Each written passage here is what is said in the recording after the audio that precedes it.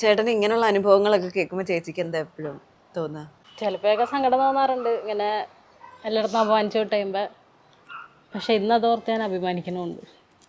ഇന്ന് അതിനെക്കുറിച്ച് അഭിമാനം മാത്രമേ ഉള്ളൂ. ഇത് എല്ലാവരും ചെയ്യുന്ന ഒരു കാര്യമല്ലല്ലോ. വേണ്ടത്ര ഒരു അംഗീകാരം വേണം അങ്ങനെ ചിന്തിക്കാറുണ്ടോ? അംഗീകാരം കിട്ടണമെന്ന് ഇതുവരെ ആഗ്രഹിച്ചിട്ടില്ല. ഇല്ല. എനിക്ക് അംഗീകാരം മാത്രമേ ഉള്ളൂ. ഈ മരണം നടന്ന വീട്ടിലേക്ക് ചെല്ലുമ്പോൾ അത് കൊലപാതകമാണോ അല്ലെങ്കിൽ ആത്മഹത്യ ആണോ എന്ന് തിരിച്ചറിയാനുള്ള ഒരു കഴിവ് ചേട്ടനുണ്ട് എന്ന് അങ്ങനെ കഴിവല്ല, നമുക്കറിയാൻ കഴിയും. അതിപ്പം എന്താ പറയാ, ഈ പോലീസ് അന്വേഷണങ്ങളിൽ നമ്മളുടെ കണ്ടെത്തലുകൾ ഉപകാരപ്പെടാറില്ലേ? അങ്ങനെ നിയമപ്രകാരം പറയാൻ അനുവാദമില്ല. പക്ഷെ എന്തായാലും നമ്മൾക്ക് മനസ്സിലാവും, പെട്ടെന്ന് മനസ്സിലാവും. നിത്യ തൊഴിൽ അഭ്യാസം എന്ന് പറയുന്ന പോലെ കണ്ടാൽ മനസ്സിലാവും, പെട്ടെന്ന് മനസ്സിലാവും. അത് ഇപ്പം എങ്ങനെയൊക്കെ പോകുന്നല്ലോ ഒരു തെളിവ് ബാക്കി. അതുപോലെ ഈ പഠിച്ച് ബുക്കിൽ എഴുതിയ ഇതും രീതിയും മൃതദേഹത്തിൻ്റെ രീതിയൊക്കെ വ്യത്യാസമുണ്ട്. ബുക്കിൽ എഴുതിയത് പഠിച്ചത് 2-3 പേരുടെ ശാസ്ത്രജ്ഞന്മാരുടെ അറിവ് മാത്രമേ ഉള്ളൂ. അല്ലെങ്കിൽ 2-3 മൃതദേഹങ്ങളുടെയോ 4-5 മൃതദേഹങ്ങളുടെയോ ഒരു ശാസ്ത്രം കണ്ടെത്തുന്നത് ഒന്നല്ലെങ്കിൽ ഇപ്പം ഉദാഹരണം പറഞ്ഞൊരു വാഹനത്തിൻ്റെ ക്വാളിറ്റി കണ്ടെത്തുന്ന ആ കമ്പനിയിൽ ഉണ്ടാക്കുന്ന 1000 വാഹനങ്ങളിൽ നിന്ന് വെറും 4 വാഹനം തിരഞ്ഞെടുത്തിട്ടാണ് എന്ന് പറഞ്ഞ പോലെ മൃതദേഹങ്ങളുടെ ബുക്കിൽ ശാസ്ത്രത്തിൽ എഴുതി വെച്ചാൽ കണ്ടെത്തലുകൾ കൂടുതലും ഞാൻ മനസ്സിലാക്കിയെടുത്തോളം എൻ്റെ ആശന്മാർ പറഞ്ഞ പല കാര്യങ്ങളും ബുക്കിലില്ല. അപ്പോൾ അങ്ങനത്തെ ഞാൻ കണ്ടിട്ടില്ല, സാർമാരും വായിച്ച് കേട്ടിട്ടില്ല, പഠിച്ചിട്ടില്ല. പക്ഷെ ആ കാര്യങ്ങളൊക്കെ യാഥാർത്ഥ്യമാണ്. അതായത് ഒരു മൃതദേഹവും ഒരേപോലെ ഇന്ന് വരെ ഒരു സാഹചര്യത്തിലും കിടന്നിട്ടില്ല. അതായത് ഒരേപോലെ മരണപ്പെട്ടാണെങ്കിലും ഒരേ രീതിയിലാവില്ല അത് അവർ മരണം സംഭവിച്ചേക്കുന്നതും. പറഞ്ഞത് ജീവൻ ശരീരം നഷ്ടപ്പെടുന്നത്, അനുഭവിക്കുന്ന വേദനകൾ, മരിക്കിടക്കുന്ന സമയങ്ങൾ. ഇപ്പോൾ സൈനൈഡ് കഴിച്ച ഒരാളിപ്പോൾ ഒരു 3 സെക്കൻഡ് കൊണ്ട് ആൾ മരണപ്പെടുമെങ്കിൽ ചിലപ്പോൾ അടുത്ത ആൾ ചിലപ്പോൾ 4 സെക്കൻഡ് കൊണ്ടായിരിക്കും മരണപ്പെടണം. മരണപ്പെട്ട് കിടക്കുന്ന ആൾ ചിലപ്പോൾ പിന്നോട്ട് വീണായിരിക്കും, മറ്റാൾ മുന്നോട്ട് വീണായിരിക്കും. അത് മൃതദേഹ രൂപഘടനയ്ക്ക് മാറ്റം എന്തായാലും ഒരുപോലെ ഒരു മൃതദേഹത്തിനും വരില്ല. അതാ പറഞ്ഞ അത് മരണപ്പെട്ട് വീണ് കഴിഞ്ഞാൽ ആ മൃതദേഹം ചിലപ്പോൾ ഒരാൾ വീണിട്ട് ഒന്നുകൂടി പിടച്ചെന്ന് വരാം, അത് ചില ഇച്ചിരി ജീവൻ നീണ്ടു നിന്ന് വരാം. ഒരേ മൃതദേഹം ഒരേപോലെ ഒരു മൃതദേഹം കിടക്കില്ല എന്ന് പറഞ്ഞോളൂ. ഇതിൽ ഇപ്പോൾ ഒരു കൊലപാതകം നടന്ന വീട്ടിലാണെങ്കിൽ ചേട്ടൻ ചെല്ലുന്നതെങ്കിൽ ഇതിന്റെ മൃതദേഹത്തിന്റെ ബാക്കിയുള്ള നടപടികളെല്ലാം അതെങ്ങനെ കറക്റ്റ്? അല്ല, കൊലപാതകമല്ല, മൃതദേഹത്തിന്റെ കാര്യം പറയാം. കൊലപാതകം നമുക്ക് അതിലൂടെ കണ്ടു. നമ്മൾ ചെല്ലുമ്പോൾ എങ്ങനെയാണ് നമ്മൾ മൃതദേഹം കിടക്കുന്നത്, മൃതത്തിന്റെ മുടിയിഴകൾ മുതൽ കാലിൻ്റെ ഉള്ളംകാലിൻ്റെ മണ്ണ് വരെ നമ്മൾ പരിശോധിക്കും. വിരലും നഖം വരെ പരിശോധിക്കും. മൃതദേഹം പൂർണ്ണമായിട്ടെല്ലാം പരിശോധിക്കും നമുക്ക്. പിന്നെ അതിനു മുമ്പ് അതിൻ്റെ പരിസരം പരിശോധിക്കും. സ്ഥാനമാനങ്ങൾ, കസാരയുടെ, പേപ്പറിൻ്റെ, ഫാനിൻ്റെ, ലൈറ്റിൻ്റെ, മറ്റു സ്വിച്ചിൻ്റെ, ചവിട്ടിയ മണ്ണിൻ്റെ, ചവിട്ടി വീണ മണ്ണിൻ്റെ, ഉറുമ്പ് വന്നിട്ടുണ്ടോ, ഉറുമ്പ് അരിച്ചിട്ടുണ്ടോ, എന്ത് വേണ്ടത്, എന്തെങ്കിലും രക്തം എവിടെയെങ്കിലും പോയിട്ട് തുടച്ചു വെച്ചിട്ടുണ്ടോ, വെള്ളം തുറന്നിട്ടിട്ട് എത്ര പൈപ്പിൽ വെള്ളം പോയിട്ട് എന്തോരുന്നവർ, അങ്ങനെയുള്ള A to Z കാര്യങ്ങൾ മൃതദേഹം മർഡറാണെന്ന് തോന്നിയാൽ, സംശയാസ്പദമായതാണെങ്കിൽ നമ്മൾ പരിശോധിക്കും. ആത്മഹത്യ എന്നാണ് വിലയിരുത്തലെങ്കിൽ നമ്മൾ അതിൻ്റെതായ നടപടികൾ സ്വീകരിക്കുള്ളൂ. ഒരു മൃതദേഹം ഒരാൾ ഒരു സ്ഥലത്ത് മരണപ്പെട്ടെന്നത് പറഞ്ഞു, ഇപ്പോൾ ഉദാഹരണം പറഞ്ഞു തൂങ്ങി മരണം. ഞാൻ കണ്ടിരുന്നു ഇവിടെ ഒരാൾ തൂങ്ങി മരിച്ചിട്ടുണ്ടെന്ന് പറഞ്ഞു കഴിഞ്ഞാൽ നമുക്ക് തൂങ്ങി മരിച്ചെന്ന് നമുക്ക് ആർക്കും പറയാൻ കഴിയില്ല. ആൾ മരിച്ചെന്ന് നമുക്ക് പറയാൻ കഴിയില്ല, ഡോക്ടറാണ് തീരുമാനിക്കുക. ആർക്ക് വേണമെങ്കിലും അഴിച്ചെടുത്ത് ഹോസ്പിറ്റലിൽ എത്തിക്കാം, ആ നിയമം. മരണം വന്നിട്ടല്ല ഉദ്ദേശിച്ചത്, മരണം വന്നു കഴിഞ്ഞാൽ മരണപ്പെട്ട് ആരും പറയേണ്ടും കാര്യമില്ല. അതല്ല, ഒരാൾ തൂങ്ങിയിട്ടുണ്ടെങ്കിൽ നിയമമാണ് ഞാൻ പറയണ, അതിന് യാതൊരു നിയമ തടസ്സമില്ല. ആർക്ക് വേണമെങ്കിലും ഒരാൾ തൂങ്ങി കഴിഞ്ഞാൽ അഴിച്ചിറക്കി ഹോസ്പിറ്റലിൽ എത്തിക്കാം. ഇനിയിപ്പോൾ അവിടെ വെച്ച് മരണപ്പെട്ടെന്ന് വിചാരിക്കും, ഇത് ആദ്യം ഞാനായിരിക്കും കണ്ടാക്കണം. ഞാൻ പോയിട്ട് പോലീസിനെ അറിയിക്കണം, അല്ലെങ്കിൽ ഞാൻ പോയിട്ട് പോലീസിന് മൊഴി കൊടുക്കണം. ഞാൻ ആദ്യം ഇവിടുത്തെ പോലീസിനെ അറിയിക്കും.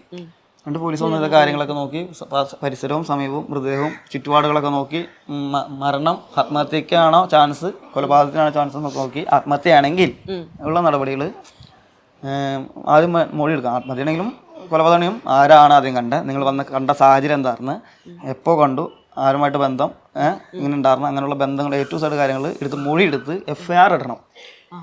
FIR ഇട്ടിട്ട് വേണം ഇൻക്വസ്റ്റ് നടപടികൾക്ക് വേണ്ടി അവർക്ക് ഇവിടെ വരാൻ. അപ്പോൾ 1.5 മണിക്കൂർ നീണ്ടു നിൽക്കുന്ന നടപടിക്രമങ്ങളാണ് ഇൻക്വസ്റ്റ്. അതായത് 10 മണിക്ക് തുടങ്ങി 11:30 തീർക്കാൻ പാടില്ല. അതിന് മേള എത്രയായാലും കുഴപ്പമില്ല, നീണ്ടു പോവാം. തീർക്കുന്ന ടൈം 10 to 11:30. ഒരു ഉദാഹരണമാണ്, കൃത്യം 10 മണിക്ക് സ്റ്റാർട്ട് ചെയ്യണമെന്നല്ല പറഞ്ഞത്, ഏത് സമയത്താണെങ്കിലും. അത്രയും ഇൻക്വസ്റ്റ് നടപടികൾ പൂർത്തീകരിച്ച് അതിലെ സംശയങ്ങളും, ഇനി ഫോറൻസിക് വരണ്ടാണെങ്കിൽ ഫോറൻസിക്കിനെ വിളിച്ച് അവരുടേതായ രീതിയിലുള്ള നടപടിക്രമങ്ങൾ പൂർത്തീകരിച്ച് അത് കഴിഞ്ഞ് പിന്നെ അത് ഇൻക്വസ്റ്റ് ശേഷം മൃതദേഹം പൂർവ്വസ്ഥിതിയിലാക്കി, പൂർവ്വസ്ഥിതി എന്ന് പറഞ്ഞാൽ നമ്മൾ അഴിച്ചിറക്കിയ സ്ഥിതി നമ്മൾ മലത്തിയെടുത്തു സ്ഥിതിയിലാക്കി അതിൻ്റെ നഗ്നത മറിച്ച് മൃതദേഹം പൊതിഞ്ഞ് നല്ല ഭംഗിയായിട്ട് പൊതിഞ്ഞ് അതിനെ ഹോസ്പിറ്റലിൽ എത്തിക്കും. ആ മൃതദേഹത്തെ ഹോസ്പിറ്റലിൽ എത്തിച്ച് ഏത് മൃതദേഹമാണ് അവിടെ ആദ്യം സീനിയോറിറ്റി, ഏത് ഹോസ്പിറ്റലിൽ വന്നവർക്കാണ് ആദ്യം വന്നവർക്ക് സീനിയോറിറ്റി, അതിന് മുമ്പ് അവിടെ അത് കയറിയിട്ടുണ്ടെങ്കിൽ അതിനുശേഷം പോലീസ് ഇൻക്വസ്റ്റ് നടപടി പൂർത്തീകരിച്ച സംശയങ്ങളും കാര്യങ്ങളും പൂർത്തീകരിച്ച പേപ്പർ ഡോക്ടർക്ക് കൈമാറി അടുത്ത ചിലപ്പോൾ എപ്പോഴാണ് സമയം പറഞ്ഞാൽ അപ്പോൾ കയറ്റാൻ പറയും. നമ്മൾ കയറ്റി മെഡിക്കൽ കോളേജിലാണെങ്കിൽ ത്രാസ് ഉണ്ട്. ത്രാസ് എന്ന് പറഞ്ഞു കഴിഞ്ഞാൽ ത്രാസ് ഞാൻ പറയണ ഇലക്ട്രിക് മൃതദേഹം കിടത്തുന്ന തൂക്കണം. അതിന്റെ ഭാരം സ്ട്രെച്ചർ ഉൾപ്പെടെ ഭാരം തൂക്കി അവിടുത്തെ ട്രെയിനിൽ ബന്ധുക്കളാണ്, അത് ബന്ധുക്കളുടെ കടമയാണ്. ഇപ്പം നമ്മൾ ബന്ധുക്കൾ പഴക്കമുള്ളതുകൊണ്ട് നമ്മൾ ബന്ധുക്കളൊന്നും തോന്നുന്നു നമ്മൾ തന്നെ എല്ലാം ചെയ്ത് കിടത്തി തിരിച്ചറിയും. പോസ്റ്റ്മോർട്ടം അതുപോലെ 1.5 മണിക്കൂർ നീണ്ട കർമ്മങ്ങളാണ്. 1.5 മണിക്കൂർ പോലെ എത്ര വേണേൽ നീണ്ടു പോവാം. 1.5 മണിക്കൂറാണ് പോസ്റ്റ്മോർട്ടത്തിന്. എത്ര മൃതദേഹങ്ങൾ എടുത്തിട്ടുണ്ടാവും? എടുത്തതിനൊന്നും കണക്കുണ്ടാവൂല. എത്ര എടുത്തിട്ടുണ്ടെന്ന് വെച്ചാൽ ഒരിക്കലും കണക്ക് പറയാൻ പറ്റില്ല. ഏകദേശം 32,000 മൃതദേഹങ്ങൾ അടക്കം ചെയ്തിട്ടുണ്ട്. 3000-ഓളം എന്നാണ് കണ്ടത്. 2000-ഓളം മൃതദേഹങ്ങൾ അടക്കം ചെയ്തിട്ടുണ്ട്. അനാഥ മൃതദേഹങ്ങൾ മാത്രം. അനാഥ മൃതദേഹങ്ങൾ മാത്രമാണ് ഈ 2000-ഓളം വരുന്നത്. എടുത്തതിന് മൃതദേഹത്തിന് കണക്കുണ്ടാവൂല. എടുത്തത് ഇപ്പോൾ ഒന്നും പറയാൻ പറ്റൂല എത്രയാണെങ്കിലും. 2000-ഓളം അനാഥ മൃതദേഹങ്ങൾ മാത്രം അടക്കം ചെയ്തിട്ടുണ്ട്. അനാഥ അടക്കം ചെയ്യുന്ന എല്ലാ അനാഥ മൃതദേഹങ്ങൾക്കും കണക്കുണ്ട്, നമുക്കുണ്ടാവും. ഏതെങ്കിലും കാലത്ത് എപ്പോഴെങ്കിലും വന്നാൽ എടുത്തു കൊടുക്കാൻ ബാധ്യസ്ഥനാണ് ആ മൃതദേഹം. എവിടെ കുഴിച്ചിട്ട് നമുക്ക് അറിയാൻ കഴിയണം. ഇതിപ്പോൾ എൻ്റെ ഇത് അവസാനിച്ചാൽ ഒരു ബുക്ക് ഉണ്ട്, അത് സ്വാഭാവികമായിട്ട് പോലീസിന് പോകും. അതപ്പോൾ ആ ബുക്കിൽ ഏത് ടാങ്ക് എത്രാമത്തെ ഇതിലാണ് മൃതദേഹം അതൊക്കെ അറിയാൻ പറ്റും. അങ്ങനെ അടക്കം ചെയ്തതിന് ശേഷം ആൾക്കാർ വന്നിട്ടുണ്ട്. രണ്ടാൾ വന്നിട്ടുണ്ട്. ഒരാൾ എടുത്തും പോയിട്ടുണ്ട്. ഗോവ ഒരു പെൺകുട്ടിയുടെ ഗോവക്കാരി, അവർ മാത്രമേ എടുത്തും പോയിട്ടുള്ളൂ. അപ്പൊ എടുത്തിട്ട് പോകാനായിട്ട് എന്തെങ്കിലും ഉണ്ടാവും. നശിക്കാൻ നമ്മൾ സമ്മതിക്കില്ല. നമുക്ക് സൂക്ഷിക്കണം. പരമാവധി മൃതദേഹം അഴുകിയാലും അസ്ഥി ദ്രവിക്കാതെ സൂക്ഷിക്കണം. അപ്പൊ ഇത് അടക്കം ചെയ്യാം, കത്തിക്കല്ല? ഇല്ല, കുഴിച്ചിടും. 174 പെടുന്ന അൺനോൺ ഫീമെയിൽ ഓർ മെയിൽ ഏത് മൃതദേഹമാണെങ്കിലും നമ്മൾ നിയമപ്രകാരം 4 ദിവസം, മാനുഷിക പരിഗണന 8, 10, 15, 1 മാസം. പെൺകുട്ടീനെ കെട്ടിത്താത്തി 2.5, 3 മാസം വരുന്നുണ്ട്. ആലുവയിൽ പെൺകുട്ടീനെ കെട്ടിത്താത്തി 3 മാസം മൃതദേഹം വരുന്നു. ഇപ്പം കാരണം പെൺകുട്ടീനെ ഇതുവരെ തിരിച്ചറിഞ്ഞില്ല. ഇപ്പം നമ്മുടെ സൂരജിലാമ്മയുടെ ഏകദേശം മകൻ DNA കിട്ടിയാലേ ഉറപ്പാക്കുള്ളൂ. ഇപ്പോഴും ഇത്രയും കാലമായിട്ട് ഫ്രീസറിലിരിക്കുക. ബാക്കി അവൻ മാനുഷിക പരിഗണനയാണ്. ഒക്കെ വെച്ച് നോക്കും. 4 ദിവസം നിയമം. ബാക്കി മാനുഷിക പരിഗണന ആരും വന്നില്ലെങ്കിൽ ആ മൃതദേഹം നമ്മൾ മുനിസിപ്പാലിറ്റിക്ക്, അതാണ് നമ്മുടെ ഇവിടുത്തെ കഴിവുകേട്, ഒരു മൃതദേഹം അടക്കം ചെയ്യാൻ പോലീസ് അതാത് തദ്ദേശ സ്വയംഭരണ സ്ഥാപനത്തിന് കത്ത് കൊടുക്കണം, അപേക്ഷ കത്ത് കൊടുക്കണം. ഈ മൃതദേഹം അടക്കം ചെയ്യാൻ 6 അടി മണ്ണ് തരാൻ മുനിസിപ്പാലിറ്റിക്ക് അതോ പഞ്ചായത്തിനോ കോർപ്പറേഷനോ പോലീസ് അപേക്ഷയും കൊടുത്ത് കാത്ത് കെട്ടി നിൽക്കണം. അവരുടെ സമയത്തിന് അവർ വിചാരിക്കണം.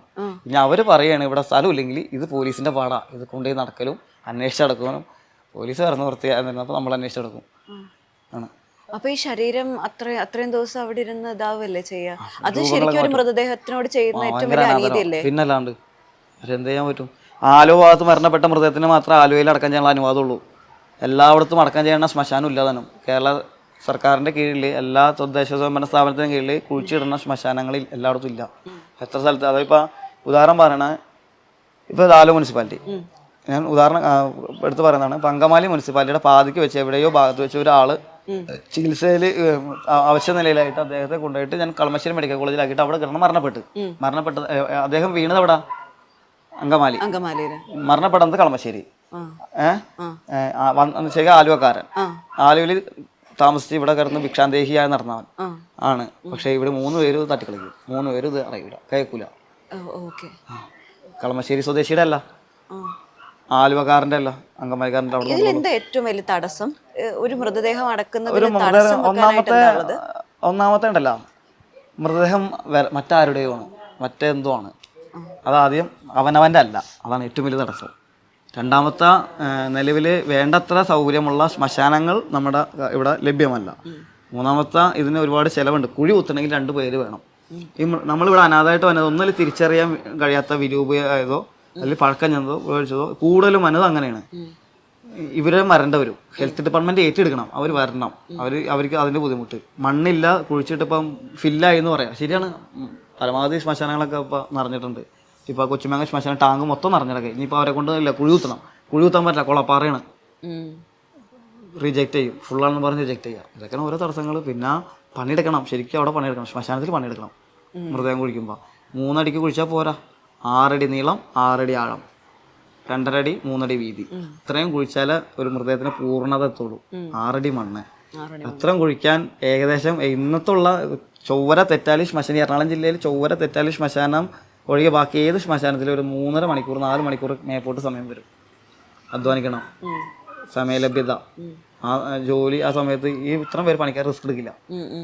ഇവരെ വേറെ തസ്തികരിക്കും വന്ന നമ്മളാണ് ഏൽപ്പിച്ചാൽ നമ്മൾ കൊണ്ടുപോകണ പണിക്കാർക്ക് കൊടുക്കേണ്ട പൈസ ഇതൊക്കെ ചിലവാണ്. നമ്മൾ പ്രൈവറ്റായിട്ട് കൊണ്ടുപോകും, അപ്പോൾ നമ്മൾ അവർക്ക് കൊടുക്കണം. അതപ്പോൾ പോലീസിനെ ബാധിക്കും. ആ പൈസ ഇട്ട് ഇവർ തരയില്ല. ഇവരെ ഏറ്റെടുത്തോളാം എന്ന് പറയും, അടക്കം ചെയ്തോളാം എന്ന് പറയും. ഇപ്പം ഇവർ കൊണ്ടുപോകുമ്പോൾ ഒരു 1-2 അടി കുഴിക്കുള്ളൂ. അപ്പോൾ പ്രശ്നങ്ങളുണ്ടാവും. മൃതദേഹം ഏതെങ്കിലും മൃഗങ്ങളോ മറ്റോ തോണ്ടി ഫ്രഷ് ആകുമ്പോൾ തോണ്ടി പുറത്തേക്ക് ഇടും. അങ്ങനെ കുറേ പ്രശ്നങ്ങളൊക്കെ ഉണ്ടായിട്ടുണ്ട്. അതൊക്കെ ഒരിക്കലും കത്തിക്കാനും പാടില്ല.